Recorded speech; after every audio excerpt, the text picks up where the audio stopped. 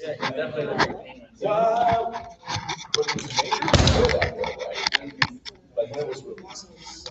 It was made in 92, or 93, it was supposed to be released.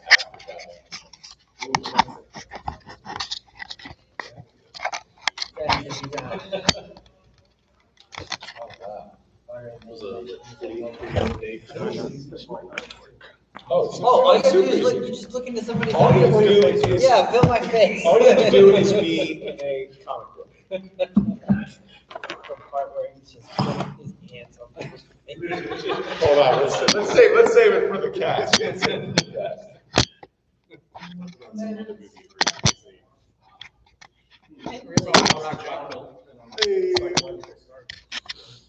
You know who sucks is Godzilla. Which one? Oh, all of them. Nothing really, nothing. I do this. No, I heard Godzilla, but I didn't hear the lead in. What was? Oh, really? No, I heard the word. Are you Godzilla. sure? I'm gonna get beat Or up, you're supposed guys. to say it's clobbering time. I was unfortunately like, it's clobbering time. I'm talking about. Excuse me. I'm a monster, look how You big can't- my It's ass. time. And look, it didn't look bad. It didn't look bad, but it's just Oh, it was too close to the Ninja Turtles. Oh, for sure. Yeah, it was like no, those The Ninja literal- Turtles animatronics in there. And you'll mess the splitter. Yeah, the John Travolta Raphael. Damn, I'm on the side. Get it back. Raphael. I mean, he was in a sewer there. Gun to her face. That's not what I heard.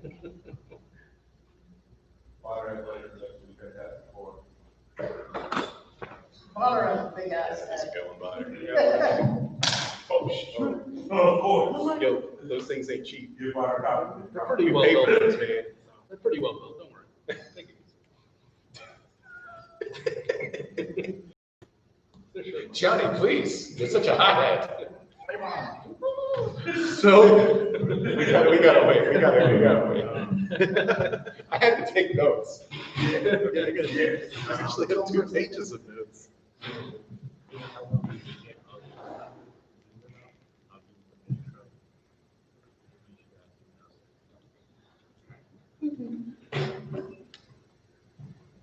Yeah, want to get your one-liners and zingers off before we actually start the show? I did not know. First of all, Dr. Doom, I did not know he spoke with his hands that much.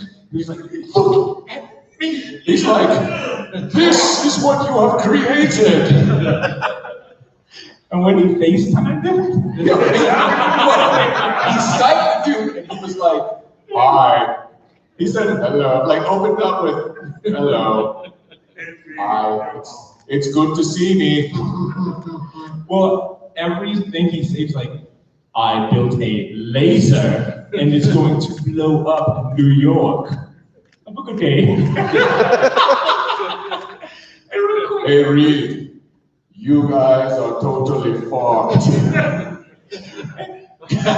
Yo, and I wasn't sure, was he asking Reed to save him in the end, or was he saying, like, you could never save him? And I was like, It's classic self-pity. yeah, it's like, you know, it's just me, and then letting mocks him for trying to help him out. Yeah, I think for the way that Doom is in the comics, at least, everybody loves him in Latveria. I mean, Mordor in this movie. Yeah, right. Like nobody, like you ask somebody in Latveria, like, what's it like when we're working or living under Doom's reign, right? They'll be like, we've got universal healthcare. The robots pretty much take out all the garbage right on time, you know. And Doom's like, he's like the best leader to his people. And then like his side hustle or his hobby, you know, he gets bored. Just makes shit up and tries to kill the world or make Reed's life a living hell. So it's like, yeah, they kind of sum that up in this movie a little bit, I think. Jokes aside, I think the movie stealing moment was just feeling the pain once. I was gonna say, Oh, just Doom's dad jokes for me. oh man. It's good to see me. Did you hear him say that? Yeah. Even they were attacking that he was like flexing when they're shooting bullets. Oh, yeah.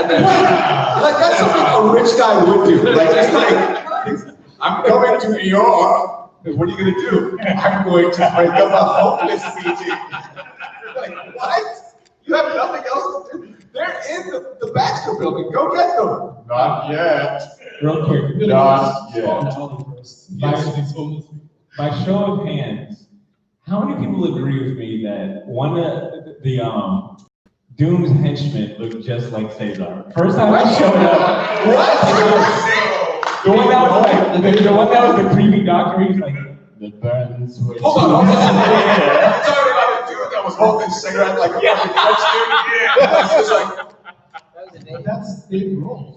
yeah, he looked like Dave Grohl. Oh, He was in the Foo Fighters. Yeah, pre-Foo Fighters. Or pre- I forgot all about that. you know, I think I told a few of you guys that Blythe had planned to come out, but I watched the movie yesterday, and she ended up watching the first 5 minutes, and she was like, "Yeah, I think it's gonna be a work night for me tonight."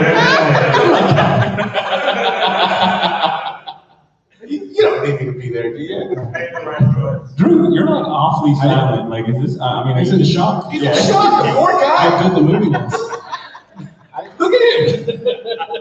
Did you guys notice that like Reed's every scene later on, like his sideburns just got predominantly like wider and wider? The inconsistency in the angel wing. He's No, aging. and I could not tell if he was like. I mean, Was that chest hair or was it a dark shirt? Because like at one point, like he's wearing like this Hawaiian shirt, and I was just like, yo, the camera was so bad. I was just like, this is the hairiest. Oh, stretchy from man. the camera stuff, I read that when they were filming the movie, they didn't have a monitor. The directors didn't have a monitor, so they're just filming it. It's like, I guess that'll work. They didn't have it in the budget. I just wasn't sure if Reed was basically like empathetic towards Ben, because at one point he's like, "And Ben, you always saw things with your muscles when your brain could have done it, you big dummy." Man, you dumbass. Oh, thanks. That's been a rock forever. That makes me feel real good.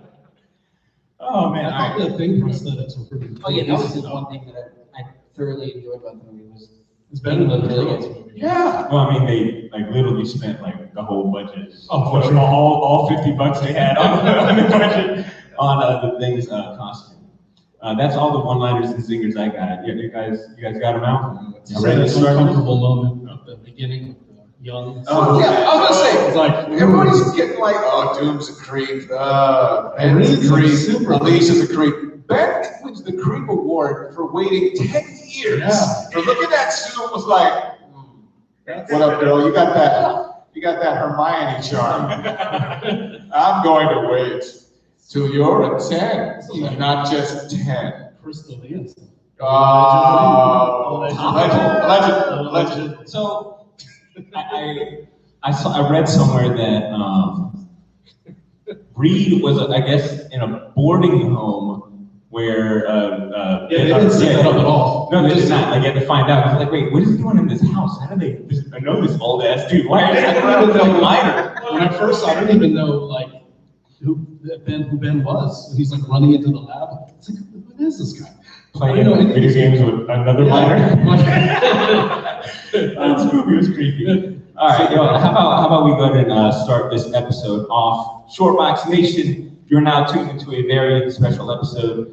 Special because not only are you tuned into the best comic book and pop culture podcast in the country, don't believe me, wow. Some of our sponsors and fans out there, but this is a special episode, a distinguished episode, because we're recording it live in front of a live audience, not just indie audience, live studio audience, but in front of our Shortbox patrons, our Shortbox patrons. Are here with us here at Sunray. Big shout outs to our patrons streaming with us here live, watching the live stream. Hello. And for everyone here, for everyone at home who just pressed play on their first Shortbox podcast experience, I will be your host. We're sorry. Yeah, apologies in This advance. was the first one, oh God. I will be your host. My name is Bonner Milligan, and I'm joined by my incredibly talented ensemble of friends and co-hosts. Allow me to introduce my right-hand man, Cesar Cordero. And making his first live podcast recording debut, Mr. Adam Torres! And of course, last but not least, we got Edmund Banzart rounding out our panel today. Ed made this lovely poster that we see. Edmund, the artwork, man. You guys got the posters? Yeah? No. Now, Your Human Torch doesn't have enough CGI though. yo, the Human Torch in this movie looked like Cinder from Killer Instinct. Same graphics too. All right, well look, now most of you listening may be familiar with Fantastic Four, whether it be in comic form or from the animated series or from any of the 3 movies released in the last 15 years. But how many of you are familiar with an interpretation of Marvel's first family from an unreleased 1994 film by the king of B-movies, Roger Corman, respectively, called The Fantastic Four? This almost forgotten gem was thought to be lost forever, with no copies thought to exist for many years. It was so forgotten that Marvel at one point denied that the film ever existed. They later went on and claimed that it was a pilot for a TV show that they scrapped. God bless him. He knows how to spin that stuff. It wasn't until the mid-2000s that copies of the movie started circulating online. It quickly became a cult favorite. Quick Google search and Daily Motion link or two, and it's pretty available to watch. Wink, wink, nudge, nudge. Check the episode description for a link. I say all of that to say this: Roger Corman's The Fantastic Four movie is the focus of this episode, and we only have our true Believer tier patrons to blame for this one. Thank you. Back in March, we launched a poll for our true Believer tier patrons, asking them what was the next installment of our bad superhero review movies. And The Fantastic Four, this Roger Corman unreleased one, beat out the likes of some of Drew's favorite movies, such as Catwoman, Elektra, and Spider-Man 3. Elektra. I'll stand by Spider-Man 3. I'm starting to ask, like, why don't we just pick, like, you know, a good movie to watch and review? But our patrons kind of enjoy our misery. I say all of that and turn to you gentlemen who have just finished watching this movie, and I ask, what was your familiarity with this movie? Did you guys know anything about it prior to coming in here today? Did you guys watch it? I mean, what was the vibe? Ed, to start up with you. I've seen it, I've heard it, just rumors about it, and if you go to conventions, you always see it on like a vendor's table, and you're just like, this is cheap and weird, let's move on.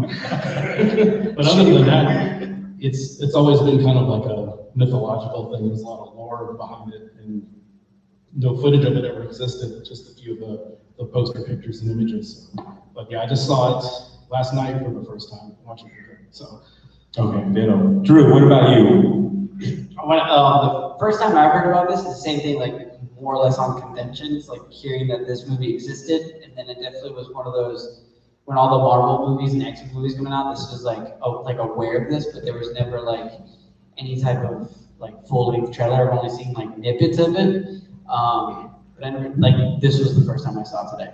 Okay. See, what about you? So I'm that old man knowledge. I was going to say, I'm old enough to remember on a VHS tape, I don't remember what movie it was, but I saw the trailer for it, and I nearly creamed my jeans. The first time, I was like, what? Because of course it's a trailer, so they're only going to show you the stuff that they spent the most money on. So as far as I do, I saw Dr. Doom in the best lighting there was with the costume. I was like, hey, it does look like Dr. Doom.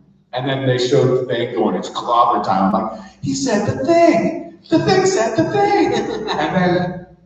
And then, you know, they said, coming soon next summer. And I'm like, it never came next summer. Like, it was never released. And then, like Ed, I went to, you know, I was old enough to go to like conventions and stuff. I would see the vendors and I'd say, no, that can't be it. That can't be it. I made that up. I made that up. That's a memory I made up. They never made a Fantastic Four movie in the 90s. It's ridiculous. And then they wanted to charge me $500 for a bootleg copy of it. So it's like, nah. My dad used to have a bunch of like just bootleg movies. I mean, He's from Jersey, right? Yeah, exactly. Okay. So it was like easy for him to get. Oh, your dad had to know about this. Yeah. Well, here's the thing. He was telling me about it, But I thought it was just another bootleg movie he had or something like, nah, man, this ain't real. And then of course Marvel was denying it so vehemently, like early on. It wasn't until it wasn't until recently. I think I might have been at a convention and seen it. And I was like, wow, they do exist. So that's kind of my familiarity. And then same thing with like Ed, I ended up watching it yesterday. So it's definitely been, this will probably be the last time I ever utter this movie's name after tonight, but it was fun.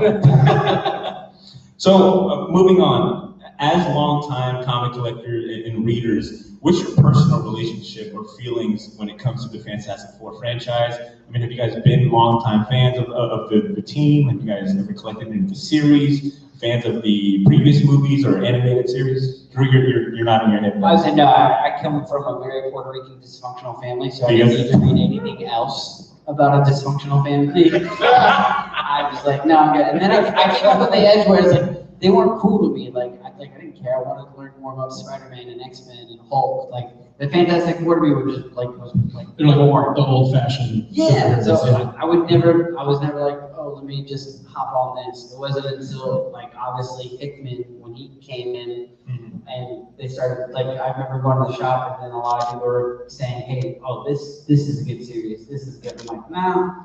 But then I went back and I was like, oh yeah, this is actually really good. And then when Mark Millar was getting a lot of hype for all the comic books he did, him and Brian H did the Fantastic Four that like I absolutely like was obsessed with, and then went back and read it and I changed my mind.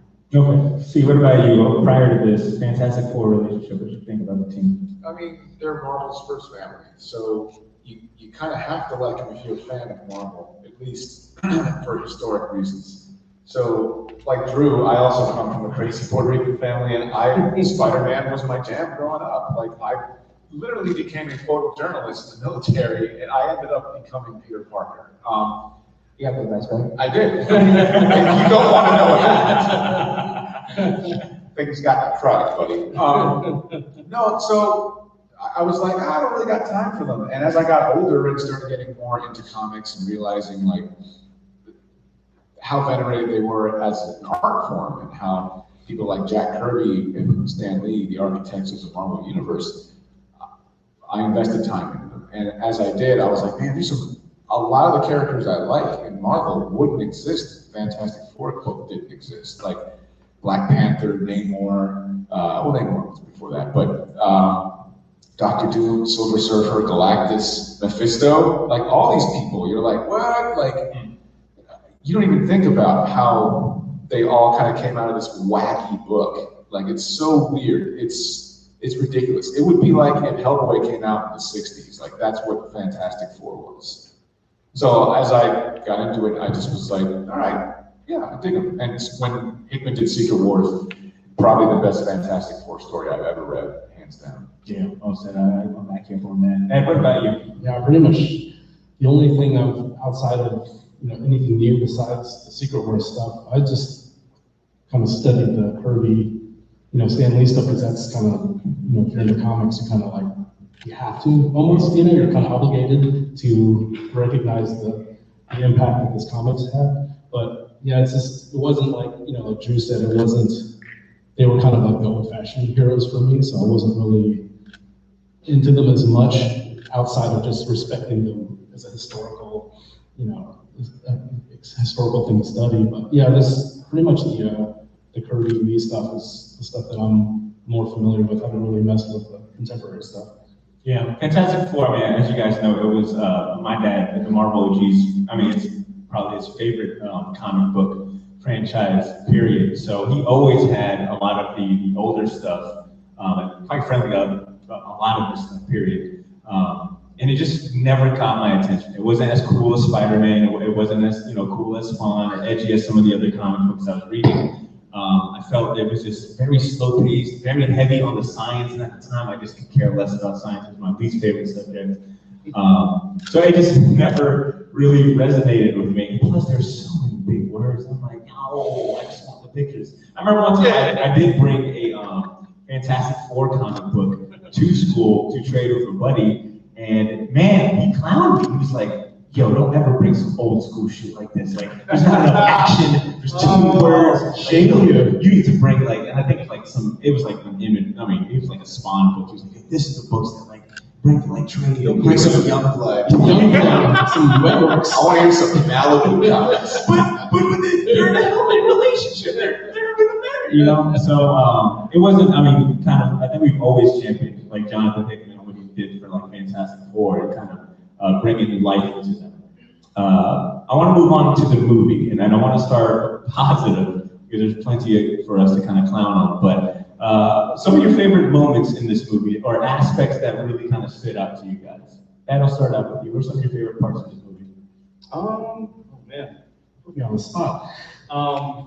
I really like. I think as far as the Fantastic Four movies that we have been exposed to, this is probably the closest to the comic than the other movie. For the budget and being a fan of Corman and knowing what I was gonna, kind of knowing what to expect going into it. Granted, just from the timeline standpoint, Terminator 2 came out like 2 years before this, as far as effects. But just knowing what to expect, I think it was, like I said, I like the Doom design, just the overall. For what, man, this is hard to say something good without saying something bad. But I thought it was, for a Corman movie, low budget movie, and for what was, you gotta kind of view this in the time it was made, like what superhero movies were out. We had like Dolph Lundgren's Punisher, we had not good stuff as far as comic books, Dr. Mordo. So during this time, I thought and like I said, I think it's the strongest Fantastic Four movie out. Well said. See, what about you, man? What some positives? There's a lot. I think there's a lot in this movie that they get right. Doom's costume, I think, looks good. And All about the pistol in dude, all of there. it. The pistol. Like straight, he was like, "Zoop," like when he pulled that up, I was like, oh my gosh, that's like 60s Doom. There it is, right there. I think I heard Bob say, "Go ahead, T'Challa," when he busted out the claws. I mean, there was a lot. Like, keep in mind, this movie wasn't meant to be released. It was created so that way they could How hold on to it. horrible is that? Can you imagine? That hurt me when I found out about that. The fact that they said they made this movie until they put like some acting. They put their, like you said, their heart and soul, and just to be like, nah, that you were paid to basically make the Argo version of that movie. You know what I'm talking about? Fantastic Four is the Argo version. That movie they made to get those guys off of it. It's like, I was like, dude, that's awesome. So you're saying they're heroes? Definitely. Oh, man. Like, that's what I thought. Yeah, the actors, if you look them up, they're all like working actors. Like they get work, They didn't come and they didn't slouch. They were given a really bad script, and they made it work. Like, you can't get mad at the costumes because the costumes look just like they do in the comics. Like, if you got a problem with that, then I don't know what to say. Like, don't pick up the comic because it's just as corny. I like that. The thing is the animatronics surrounding the costume is really good. I like it better than the new one. Yeah. Like, no disrespect to Michael Chiklis or the actor that portrayed him in the new ones, but I like the way it looks. And I don't know. There's a lot of good things visually going on, and everything else that didn't work was chalked up to script and lack of money. Yeah, well said. Drew, I know that 2015's Josh Trank Fantastic Four movie is still your favorite. No, it's only my favorite when a child explains to me what they saw. Because then, it's just that movie. The story behind that movie is actually better. Like, you don't have to watch the movie, just know what it's about, and then tell that movie. Wait, it's on Disney Plus. Yeah. Oh, yeah. Drew, what were some of the positives or aspects that you enjoyed from this movie? Okay, so the writing, I would honestly, the fact that we got an hour and a half and it was actually like just tightly knit, Yeah. that was pretty good. Yeah, Like, the motivations were there. Like, you knew why everyone was doing what they were doing. Yeah, exactly. And then the fact that the thing he leaves, like as soon as he leaves, and then he's like, all right, well, nobody really respects me and stuff. And then they're like, all right, well, let's just scoop him up to the mole people, and that's where Alicia's gonna be.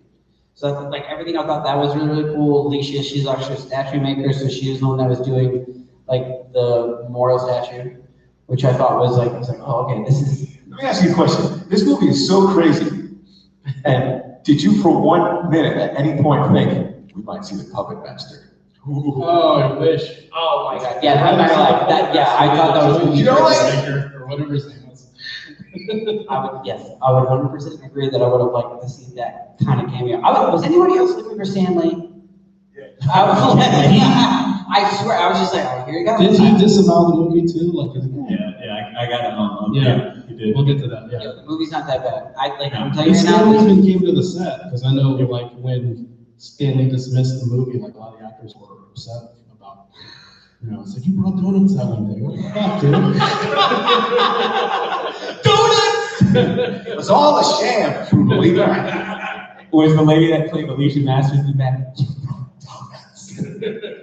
I'm sorry, she really, that was her moment. She's like, this is gonna win me the Oscar. She's like, this is gonna be released, it's gonna be a blockbuster. I think I'll go and echo what you guys are saying as far as it's got a lot of heart and it really gives me fantastic like Kirby and Stanley like vibes where just a lot of like kooky stuff is going on and just like and it felt very true to how kind of a comic book reads, where there's a lot of like things going on, and then in the end they kind of like tie it all together. Wrap it up. Yeah, wrap it up. Like I thought it was a good decision to have like Ben kind of go off on his own, and then he ends up like running into the jeweler in this movie, and then he ends up getting recruited. Like I was like, man, this would happen in a comic book. This would happen to Ben Grimm. I thought they captured. I mean, it's probably no secret by now, but Ben Grimm definitely was my favorite character in this, because I think they also captured his relationship with Reed in the very early days. It was kind of cool to see that progression into. Yeah, it's funny. So when they were in class in the very beginning, and I was like, you see Reed instantly, he knows all the answers to all the questions. Mhm. He's like, let me see your homework. Me. There you go. Like he's multitasking Reed style. And then there's like the beefy dude sitting next to him. I'm like, I'll be damned if that ain't Ben Grimm. That's kind of cool. And then I was like, oh shit, it is Ben Grimm. But Like, yeah, but it's like, why would he be in the same class? This college of 4-year-olds. Bro, can you please talk about that after you're done? I was gonna say, if he's an Air Force pilot, he would be taking those classes. Sure. Okay, fair enough. Why do all like the 20-year-olds in movies look like they're 30 and 40? In the 90s and 80s, it was always like Just that. watch 90210. Luke Perry had driveways that went back to here. And he was like, I'm in high school, guys. The girl who ran the paper was seriously like 50 years old. Now, was there any, and I think we probably had a few of them that we shared prior to record, but was there any moments that kind of took you out of it, or you just could not help but facepalm? Oh, any of those like uncomfortable moments where they were just like Reed's just looking. Yeah, at every male in like, here is a creep. Like, no, that's the thing. I was like, nah, I'm good, bro. Like, that's okay. Like, any of those just those like. Not every male. Well, That's not a bad guess, man. No, you're talking about Johnny. We're talking about Johnny. Though. Johnny's like borderline special man. needs. Like he needs a helmet, I thought Johnny was the weakest because they just really leaned in on him being a moron. Yeah, no, well, more so a moron. I guess for me, Johnny's always been like Dennis the Menace, like kind of Calvin and Hobbes. You're assuming the script was to be released for public consumption. True. This is under the assumption that some guy gave it. I mean, when Johnny, because it's like, all right, Johnny lights his hand on fire prior, when they crash land, but then acts like he's never done it when he lights his hand on fire with the doctor. yeah, see, I thought he was going to make a joke out of it. Like, Yeah, just he's go, like, "Ah," and then flip him off or something. I'm like, you fucking moron. Oh, Johnny. That fight scene where it's like, let's not film a fight scene with you guys, and they just spin the scene around. Pure gold. And was there any moments where you just could not run with it or My run? thing is like, besides the first meeting of Sue and Reed, that was really super creepy.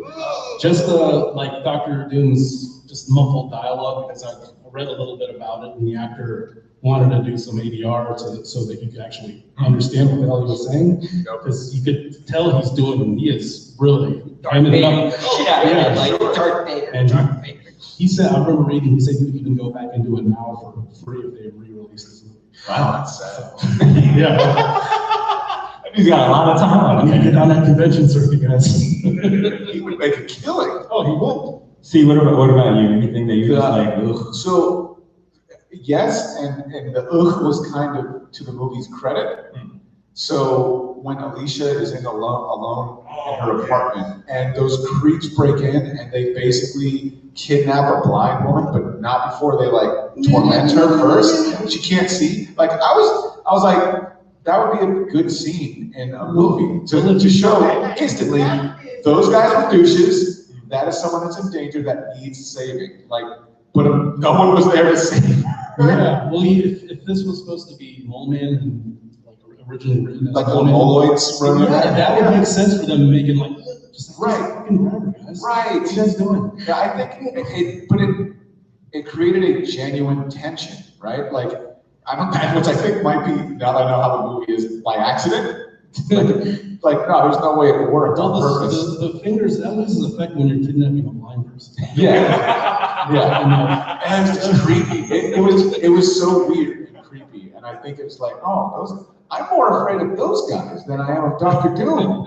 Freaking Dad Joke Doom rolling up in there like, hello, is this thing on? I think I know how to use Zoom, guys, but I don't think the video is hello. I think, Ed, I think I had heard you mention it briefly before we hit record, but was it me or were they playing the same score? Yeah. Every scene. Oh, Yeah. Jurassic Park. And it wasn't. Yeah. It was a Jurassic Park. They stole Jurassic Park score the whole time. Every time the park's about to open, yeah. Now, mind you, there was some scores where I was like, oh, this is kind of cool. Like Dr. Doom's score was pretty menacing. I like For the budget, oh, yeah. a guy with a No licensed Casio. music. Yeah, it's a guy with a Casio, and he's just like, buddy, we're gonna need you to make magic here. We are gonna need you to spit gold out of the straw. Just keep reading. Rumpelstiltskin's on my back. One licensed song in this movie at all, not even like closing credits. So That's crazy. wow. All right, gents. I don't think Who it's. edited this movie? I want to know who went in the trouble to genius. edit this movie. Just to be like, all right, I did it. All right, yeah, we're not releasing it. What? Yo, I imagine. missed my kid's fucking birthday. Like, this is nuts. I told my mom. I told my mom. My marriage Oh, fell God, apart. this is coming. I want to find the editor and just give him, all right, Josh's Train's Fantastic Four movie. I want to give him the first Star Wars movie. I want to give him the Something Force like the Snyder Awakens. Cut, I'll except make that for basically just cut all the movies and make it better.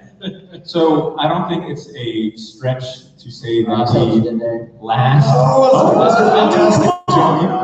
Light work. Yeah, I mean, yo, Where's that on? I said stretch. Now stare into Cesar's eyes. Huh?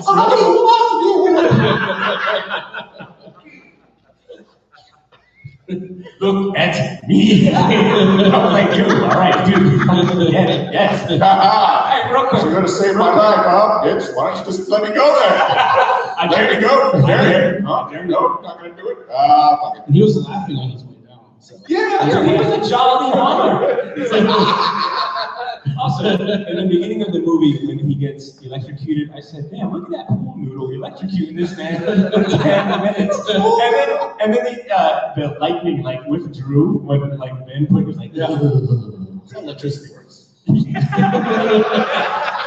Also, I'm sorry, I don't exaggerate fingers. When Human Torch punched the laser and then came back from outer space, he was like, "There's no fountain on the First, where he's He like, had enough time like to do a victory lap around the His family was in danger still. Okay, all Know right. that he can fly. Like, at what point did Slow he just laser. go like, flame on? yeah, he And he just wasn't screaming like a bitch on that.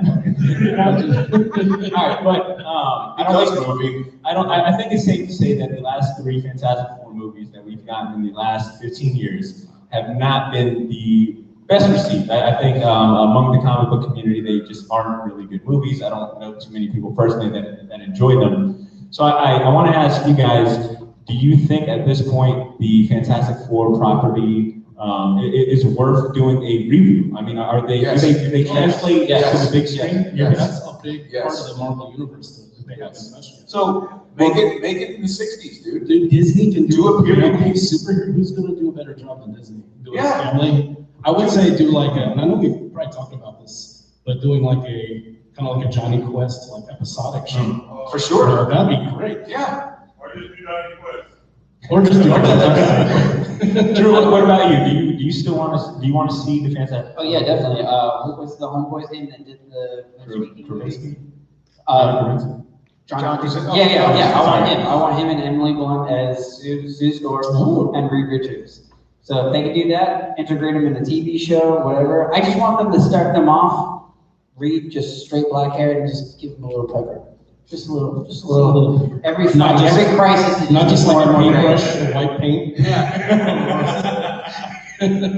Is there a particular story arc or villain or character that you want to see them incorporate or use instead of reboot or a future movie? Purple Galactus, Actual Galactus. not grasshoppers. I'll go ahead and add. I would love to see them incorporate Valerie Richards, Sue and Reed's daughter, because I think it would definitely humanize them a little more, but also really lean in on that family aspect that I think the other movies just have been kind of missing. Like at the Future Foundation, we could really. I would say get Mephisto up in there. Ooh. I like make it take place in the 60s. Have Mephisto trap them in some sort of weird hell dimension for like forever.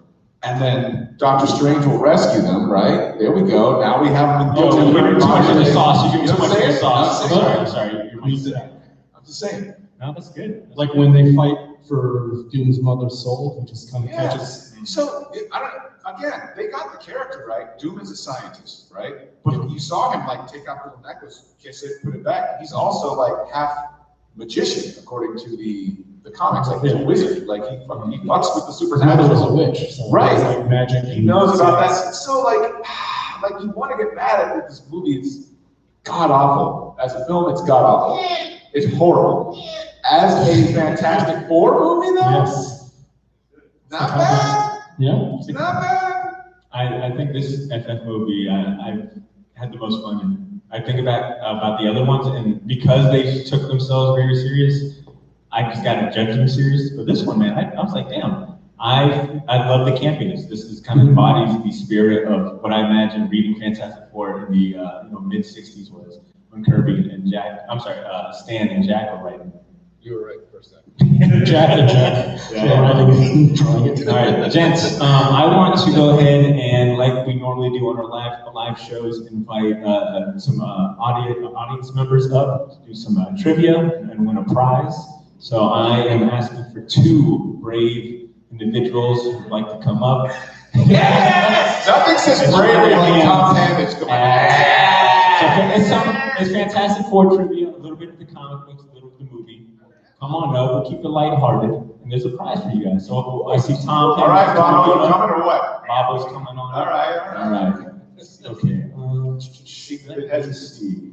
So I got my answers right here. If you guys want to come over here so the patrons at home can see you guys. How many are the Fantastic Four? All right. Not wrong. You're not wrong. So I got 7 questions, a bonus one. And it'll just be best of 7. Here, stand up here. There we go. All right, you want to go ahead and introduce yourself, Mr. Tom Panich. Tom Panich. Give a round of applause for Tom Panich. Hey, so I'm from Neighbor Nerd, Pablo, public professional wrestler and a podcast. Oh, That's your name, man. Come on. resonator. All right, Tom and Bobo. First question: how much did producer and I'm going to slaughter this? Spotting. Pull them in more. They're Oh, not trained. come on, guys. Come on in. Corey's trying to take pictures. License. All right. How much did producer, slaughter his name, Bernard Etchenberg? All right, Etchinger. Eichinger. Buy the Fantastic Four film rights for? How much did you buy the Fantastic Four film rights for? 50,001 cents. Oh, price is right in here. Both of you are wrong. Yeah, closer. The Fantastic Four, well, I guess Bobo is closer, so Bobo got that one. The film rights were bought in 1986 for $250,000. Question number 2, gents. According to the contract, Eichinger would lose the rights if he did not produce a movie by when? Give me the month and year, whoever's closest gets it. Tom? No, shit. I'm gonna go May 2000. Okay. Wait a minute. It's gotta be close. I would say, January 1992. Dang, Tom, you were close. So he would lose the rights if he didn't go into production by December 1992. In order to hold on to the rights and stall until he can convince Hollywood to make a big budget movie, he hires Roger Corman, aka the king of B movies, to produce this movie for $1 million. $1 million budget after Roger Corman worked down the original $30 million estimate. Jesus.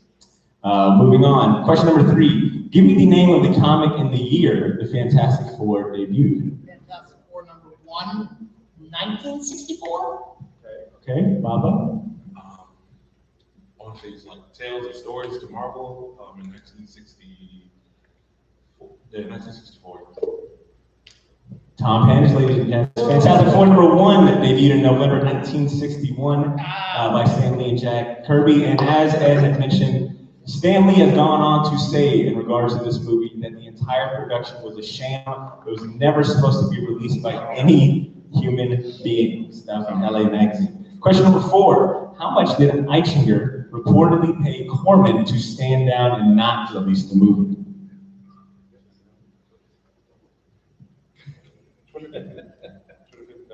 You say 250,000, Bobo? What about you? $249,999. Bobo got it just by being far off close. Actually, Corman was paid $1 million to So he stand gave you the down. budget? Yeah. With the same price of the budget, he pays Corman $1 million to not release the movies. Of course, the copies of the film were destroyed by then Marvel chief at the time, Avi Arad, who you might recognize as the former CEO of Toy Biz, CEO and founder of Marvel Studios. His last body of work that he was attached to was actually Into the Spider-Verse. Question number 5. Eichinger, the same producer, later went. Get some action Fantastic Four. All right, I'll switch it up. All right, Tom, I'll switch it up. The jeweler in this movie shares many traits in common with a major villain in the Fantastic Four comics, the Mole Man. Both of them have a hideous appearance, small stature, an army of followers who adore them and live in the sewers. What was Mole Man's first comic book appearance? You can take a shot at it, So, we just need the It's wicked. like title and year, or what do we need? Just give me the full title. I'm gonna go with Fantastic Four. I'm gonna say he debuted in Fantastic Four. That's why I asked the question. Let's go issue number 74. Issue number 74, Tom, what about Issue 1. Boom, boom, boom. Fantastic Four. Issue 1 was the first Yeah, it's got appearance that green box around of the the cover. Mole Man. Now, Tom. All right, last question, and I think at this moment, Tom leads by 1. So, Bob, you gotta get this right to tie up. All right. Had this movie originally released as originally planned in 1994, it would have been among the other handful of superhero and comic book-based movies in theaters that year. Give me 1 or 2 of those movies. 2. Superhero or comic book movies that were in theaters in 1994 that this movie would have been among.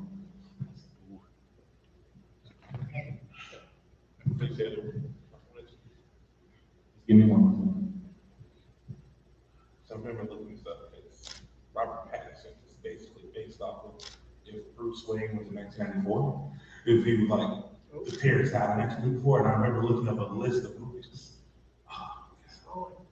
Tom is scratching his pocket. Tom, do you got one? I think I got one. Starman 94? Ooh. Can one of my my co-host look that up for me real quick. I don't have it. You told me not to be on my phone while we're recording, that's you. Said, Andrew, talk to your movie on the phone. Bob, while we're looking that up, you got a movie, a superhero movie or comic movie that came out in 1994? 1990. Oh, Oh, man, you forfeit everything. I'm gonna go back.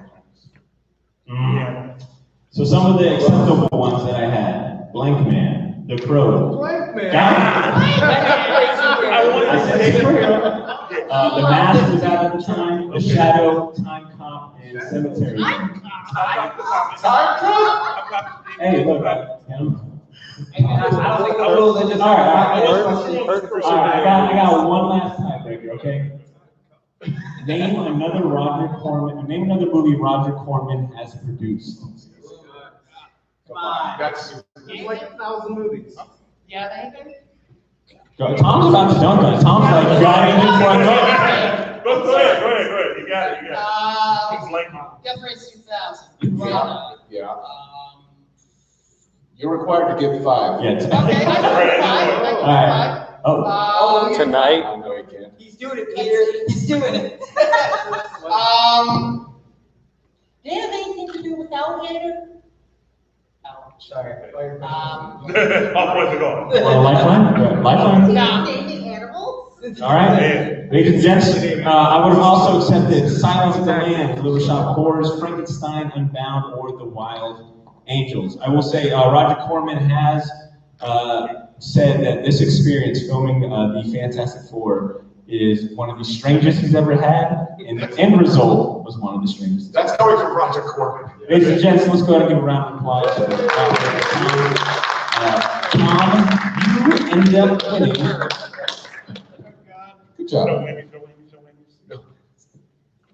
gonna ask you the rest of the question. Tom, you end up winning a copy of Doomed, the untold story of Roger Corman's a documentary! Yo, you gotta go actually upstairs to their DVD player and get it out. That's a good documentary. Save one. It's really good. All right. Gentlemen, that is the last. I thought I had something. I don't know what I was going to say. Guys, this was fun. Shortbox patrons, audience members, thank you guys so much for coming out. See, Ed, Drew, you guys got any closing? Thank you. You guys have any closing remarks? Any last things you guys want to say? Have a fantastic time, man. Now look Drew in the eyes. Dude,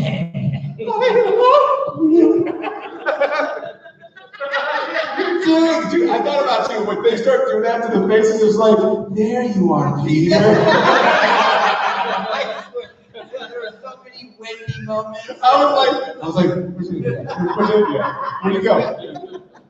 Drew, any last? That was perfect. What do you want me to do?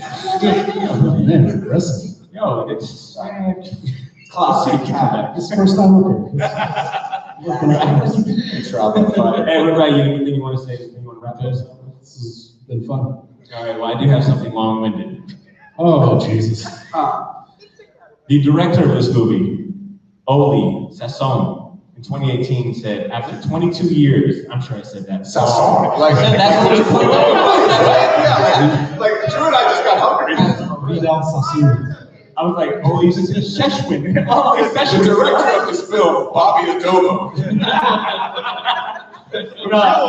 Willie Burritos. The director has 22 years. People are still talking about this movie. And I doubt seriously in 22 years from now, they'll be talking about the other Fantastic Four movies. That's true. Not wrong. But I think we're all inclined to agree. And I tip my hat to Roger Corman and everyone who was involved in this movie for giving us a reason to come together tonight with some of our closest friends and supporters. Not only to laugh, but also to unite over a very small piece of the much larger comic book culture that we all love and cherish. Shortbox Nation, Don't you do it. I'm trying to sign this out. Don't you fucking do it. Don't you fucking do it. Anyway, Shortbox Nation, our listeners listening at home, this is the end of our show. Thank you so much for tuning in to our live audience here with us. Thank you so much for joining us. Don't you clap for me. This show may not be the best comic book and pop culture podcast in the country without your support. Thank you for our Shortbox friends.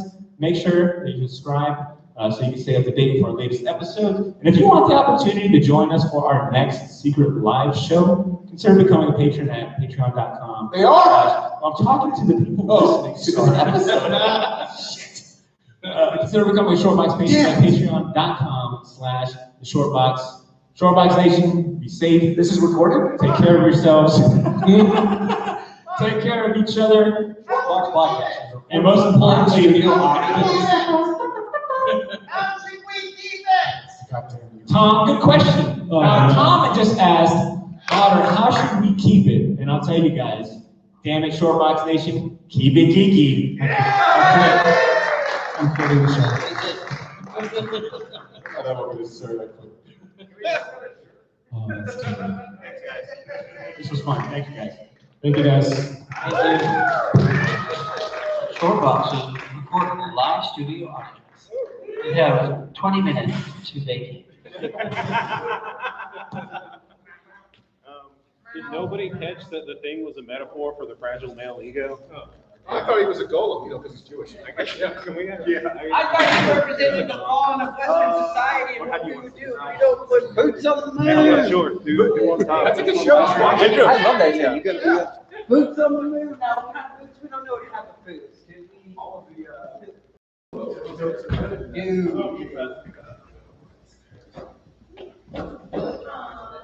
He's my favorite guy. He's Dude. Say COVID. Keep it geeky, guys.